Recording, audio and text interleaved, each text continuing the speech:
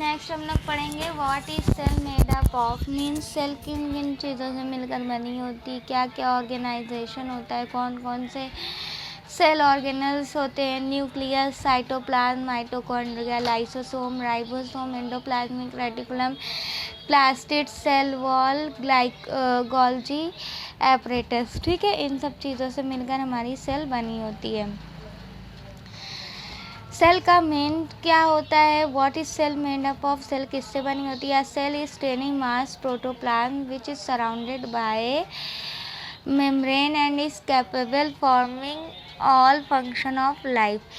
Cell जो है वो बहुत ही छोटी सी होती है, एकदम सूक्ष्म होती है, और इसके अंदर प्रोटोप्लाज्म भरा होता है ना, और ये प्रोटोप्लाज्म जो है एक मेम्ब्रेन, एक झिल्ली के द्वारा घिरा होता है, और उस मेम्ब्रेन को क्या कहते हैं, प्लाज्मा मेम्ब्रेन। तो अगर एक सेल की बात करें तो उसके 3 पार्ट होते हैं। एक तो प्लाज्मा मेम्ब्रेन जो आउटर कवरिंग होती है, ठीक है, एनिमल सेल में। प्लांट सेल में सेल वॉल आउटर कवरिंग होती है। दूसरा न्यूक्लियस जो कि सेल को कंट्रोल करता है, पूरी सेल को। तीसरा होता है साइटोप्लाज्म जहाँ पर सारी मेटाबॉलिक एक्टिविटी होती है, जैसे ग्लाइकोजन, क्रेब्स साइकिल, है ना, ये सब कहाँ होता है, साइटोप्लाज्म में होता है। नेक्स्ट बात करें हम लोग प्लाज्मा मेम्ब्रेन या सेल मेम्ब्रेन की, तो cell membrane is the outermost covering बताया गया, जो कि इलास्टिक होती है, मतलब लचीली होती है, that separated content from external environment is called plasma membrane. और ये जो है बाहर का जो इन्वायरमेंट होता है, एक्सटर्नल इन्वायरमेंट, उससे हमारी सेल को प्रोटेक्ट करती है और अलग करती है। ठीक है, मतलब एक सेल दूसरी सेल से प्लाज्मा मेम्ब्रेन के थ्रू अलग रहती है। Plasma membrane is selectively permeable होती है। सिलेक्टिवली परमेबल मतलब चयनित पारगम्य, यानी सभी चीज़ों को अपने अंदर नहीं आने देती, कुछ सेलेक्टिव चीज़ों को ही सेल के अंदर इंटर कराती है, बाकी चीज़ों को बाहर रोक देती है।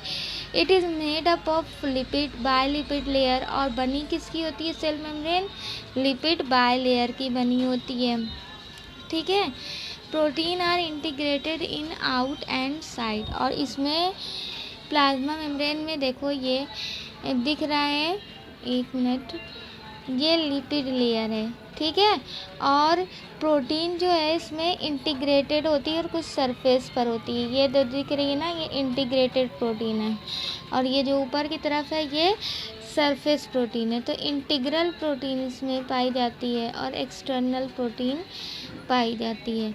ठीक है, और साथ ही साथ एक स्मॉल कार्बोहाइड्रेट की चेन होती है, जो कि कहाँ पर प्रेजेंट होती है, लिपिड बाय लेयर पर। देखो इधर, यहाँ पर कार्बोहाइड्रेट की चेन होती है, जो कहाँ प्रेजेंट होती है, लिपिड बाय लेयर पर प्रेजेंट होती है। Okay,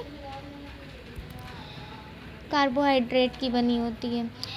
function shape to content, cell को शेप देना, मैकेनिकल बैरियर प्रोवाइड कराना, सेमी परमेबल होती है, यानी कि सेलेक्टिवली चीज़ों को अंदर जाने देती है, एंडोसाइटोसिस करती है, यानी कि बाहर से जो भी आने वाले माइक्रो ऑर्गेनिज्म हैं उनको ये किल करती है। रिकॉग्निशन सेंटर होता है, पहचानती है क्या चीज़ सही है सेल के लिए, क्या चीज़ नहीं, जो गलत होता है सेल के लिए उसको बाहर ही रोक देता है। फ्लो ऑफ इंफॉर्मेशन को भी यहीं से ट्रांसमिट किया जाता है। ऑस्मोसिस की प्रोसेस भी प्लाज्मा मेम्ब्रेन के थ्रू होती है ना, और भी बहुत सारे फंक्शन होते हैं। नेक्स्ट हम बात करेंगे किसकी, ट्रांसपोर्ट अगेंस्ट सेल मेम्ब्रेन या प्लाज्मा मेम्ब्रेन। तो membrane act physical barrier between the cell organelles of cell and cytoplasm and its surrounding. तो जो मेम्ब्रेन होती है वो फिजिकल बैरियर की तरह काम करती है।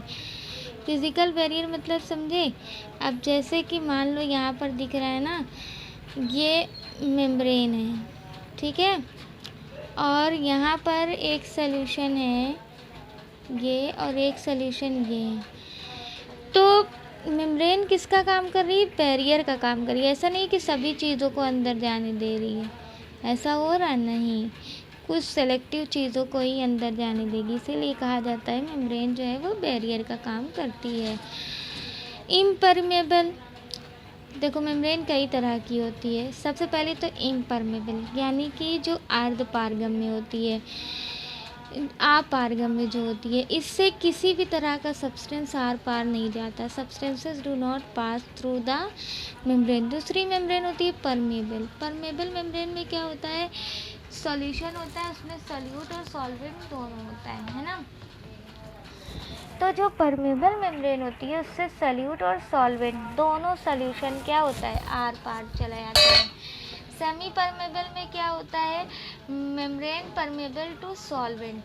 सेमी परमेबल सॉल्वेंट जो होता है, सॉल्वेंट क्या होता है?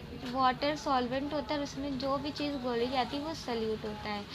तो सेमी परमेबल में क्या होता है? सॉल्वेंट तो पास हो जाता है लेकिन सॉल्यूट जो है वो पास नहीं हो पाता है। ठीक है। Next semi selectively permeable. Selectively permeable में क्या होता है?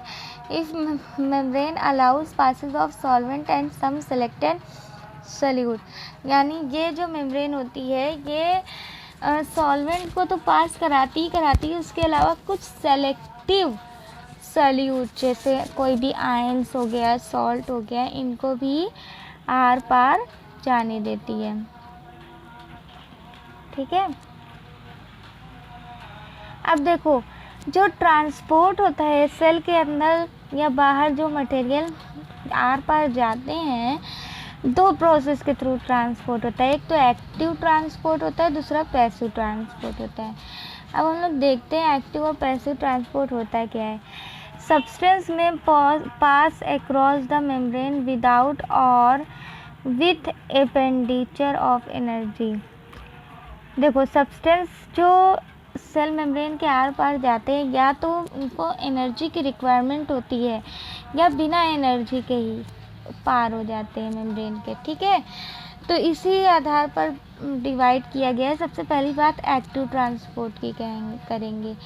एक्टिव ट्रांसपोर्ट वो ट्रांसपोर्ट होता है जिसमें अगर कोई मेम्ब्रेन है, ठीक है, इससे कोई मटेरियल को दूसरी तरफ जाना है या अंदर की तरफ जाना है, तो इसको अंदर जाने के लिए एटीपी एनर्जी की ज़रूरत पड़ती है। कौन सी एनर्जी की ज़रूरत पड़ती है?